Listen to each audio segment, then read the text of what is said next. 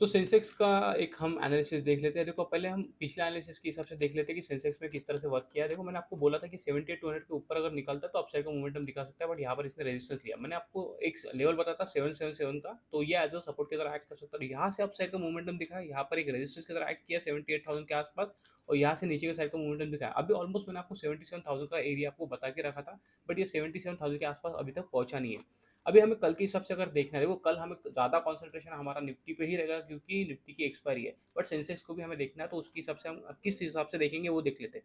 अगर ये ऊपर के साइड में निकालता है, अप साइड में निकलने की कोशिश करता है, तो 77,600 के एरिया से लेकर 77,700 के एरिया तक ये ऊपर के साइड में ट्रैवल कर सकता है।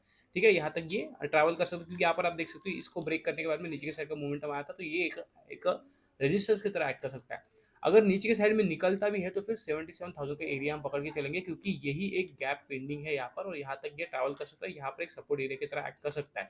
तो 77,000 का राउंड नंबर भी है, तो हम 77,000 को ऐसे पकड़ के चलेंगे।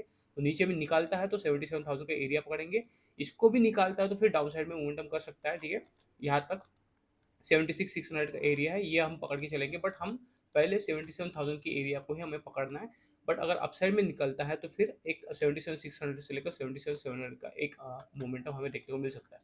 ज़्यादा कंसंट्रेशन होगा कि डाउन साइड के हिसाब से ही रहेगा ये, हो सकता है डाउन साइड में मोमेंटम करे, बट मोमेंटम चेंज करता है तो अपसाइड में भी जा सकता है, तो उसी के हिसाब से हमें देखना पड़ेगा कि प्लान किस हिसाब से रहेगा।